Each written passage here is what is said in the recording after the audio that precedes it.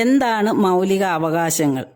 നിങ്ങൾ അടുത്ത വർഷം SSLC പരീക്ഷ എഴുതുന്നു. ഒരു പ്രത്യേകതര സിലബസാണ് നിങ്ങൾ പഠിക്കുന്നത്. നിങ്ങൾ പഠിക്കുന്ന പാഠ്യഭാഗങ്ങൾ കേരളത്തിലെ ലക്ഷക്കണക്കിന് കുട്ടികൾ പഠിക്കുന്നു. അവരെല്ലാം ഒരേ പരീക്ഷ എഴുതുന്നു, ഒരേ ചോദ്യങ്ങൾക്ക് ഉത്തരം എഴുതുന്നു. ഉത്തരക്കടലാസുകൾ ഒരേ രീതിയിലുള്ള മൂല്യനിർണ്ണയത്തിന് വിധേയമാകുന്നു. ഭരണഘടന പറയുന്ന സമത്വത്തിനുള്ള അവകാശം ആണ് ഇത് ഉറപ്പുവരുത്തുന്നത്. നേരെ മറിച്ച് ഒരേ തരം വിദ്യാഭ്യാസം നേടിയ കുട്ടികൾക്ക് വിവിധ തരം ചോദ്യങ്ങളടങ്ങിയ വിവിധ തരം പരീക്ഷകൾ നടത്തിയാലോ?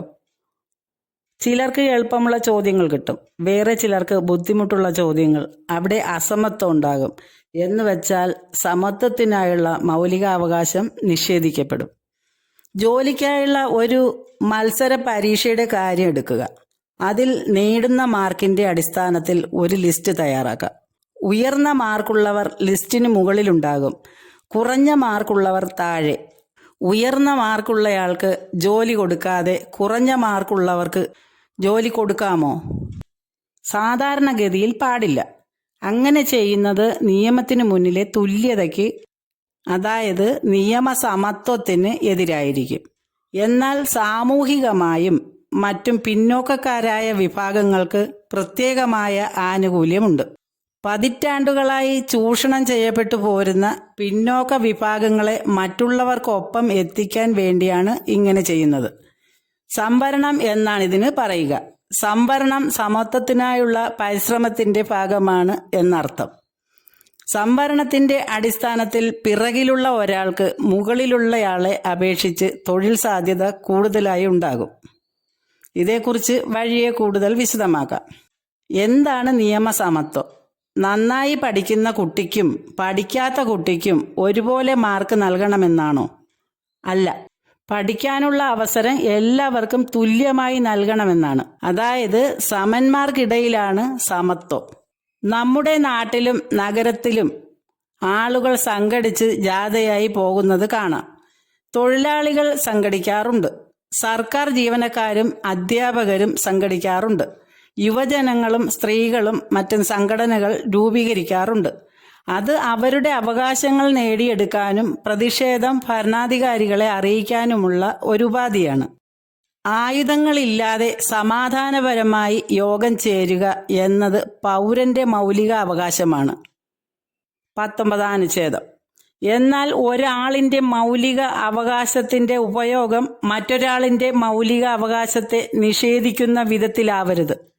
അതുകൊണ്ടാണ് ജാഥയും പ്രകടനങ്ങളും നടത്താൻ അവകാശമുള്ളപ്പോൾ തന്നെ അത് അപരന്റെ സഞ്ചാര സ്വാതന്ത്ര്യത്തെ ഹനിക്കാൻ പാടില്ലെന്ന വിധി ഹൈക്കോടതി പുറപ്പെടുവിച്ചത്.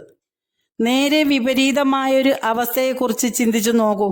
ചെറിയ കൂലി മാത്രം കൊടുത്ത് ഒരു മുതലാളി തൊഴിലാളിയെ ചൂഷണം ചെയ്തു എന്ന് വയ്ക്കുക. ന്യായമായ കൂലി കിട്ടാൻ വേണ്ടി സംഘടിക്കാൻ തൊഴിലാളികൾ തീരുമാനിക്കുന്നു.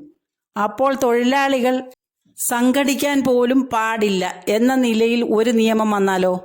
എന്തു കഷ്ടമായിരിക്കും തൊഴിലാളികളുടെ സ്ഥിതി. എന്നാൽ അങ്ങനെയൊരു നിയമം വരില്ല. നമ്മുടെ ഭരണഘടന നിലനിൽക്കുന്നിടത്തോളം സംഘടിക്കുവാനുള്ള അവകാശം മൗലിക അവകാശമാണല്ലോ. അതിനെതിരായ നിയമം ഭരണഘടന വിരുദ്ധമായിരിക്കും. ഭരണഘടനയ്ക്കെതിരായ നിയമം നിർമ്മിക്കാൻ ആർക്കും അവകാശമില്ല. അത്തരം നിയമങ്ങൾ ഉണ്ടെങ്കിൽ അവ റദ്ദാക്കാൻ സുപ്രീം കോടതിക്കും ഹൈക്കോടതികൾക്കും അധികാരമുണ്ട്. നിങ്ങൾ ഇപ്പോൾ എവിടെയാണ് താമസിക്കുന്നത്? 10 വർഷം കഴിഞ്ഞ് നിങ്ങൾ പഠിക്കാനോ തൊഴിൽ ചെയ്യാനോ കച്ചവടത്തിനോ മറ്റൊരു നാട്ടിലെത്തുന്നു. അവിടെ നിങ്ങൾ വീട് വെച്ചോ വീട് വാടകയ്ക്ക് വാങ്ങിയോ താമസിക്കുന്നു. അത് പറ്റില്ല, നിങ്ങൾ ഈ നാട്ടുകാരനല്ല, ഇവിടെ നിന്ന് നിങ്ങൾ വിട്ടുപോകണം എന്ന് ആ നാട്ടിലുള്ളവർ പറഞ്ഞാലോ? അങ്ങനെ പറയാൻ ആർക്കും അധികാരമില്ല. ഇന്ത്യയിൽ എവിടെയും താമസിക്കാനും ജീവിതം കെട്ടിപ്പടുക്കാനും നിങ്ങൾക്ക് അവകാശമുണ്ട്. അത് ഭരണഘടന നൽകുന്ന മറ്റൊരു മൗലികാവകാശമാണ്. 19-ാം അനുച്ഛേദം 6 തരം സ്വാതന്ത്ര്യങ്ങളെക്കുറിച്ചാണ് പറയുന്നത്. അവ ഇങ്ങനെയാണ്: 1. അഭിപ്രായ പ്രകാശന സ്വാതന്ത്ര്യം. 2. സമാധാനപരമായി ഒരുമിച്ച് ചേരാനുള്ള സ്വാതന്ത്ര്യം. 3. സംഘടനകളും യൂണിയനുകളും രൂപീകരിക്കാനുള്ള സ്വാതന്ത്ര്യം. 4. ഇന്ത്യയിൽ എവിടെയും സ്വതന്ത്രമായി സഞ്ചരിക്കാനുള്ള സ്വാതന്ത്ര്യം.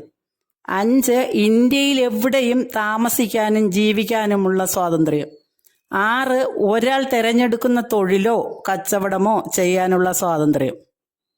ജാതി മതം വിവേചനം നിയമസമത്വം എന്നു മാത്രം പറയുമ്പോൾ അത് സാമാന്യമായ ഒരാശയം മാത്രമേ ആകുന്നുള്ളൂ. അതോടൊപ്പം വിവേചനത്തിന് വിലക്ക് കൽപ്പിക്കുകയും വേണം. പന്തിയിൽ പക്ഷഭേദം പാടില്ല എന്ന പഴമൊഴി കേട്ടിട്ടില്ലേ? എല്ലാവരും നിയമത്തിൻ്റെ മുമ്പിൽ തുല്യരാണ്, നിയമത്തിൻ്റെ തുല്യ സംരക്ഷണത്തിന് അർഹരുമാണ്. ഇങ്ങനെയാണ് മനുഷ്യാവകാശ പ്രഖ്യാപനത്തിലെ വാക്കുകൾ. നമ്മുടെ ഭരണഘടനയിൽ വിവേചനം അരുതെന്ന് പറയുന്നതോടൊപ്പം മതം, ജാതി, വർഗം, ലിംഗം, ജനനസ്ഥലം എന്നിവയുടെ പേരിൽ വിവേചനം അരുതെന്ന് എടുത്തു പറഞ്ഞിരിക്കുന്നു. അനുച്ഛേദം 15(1).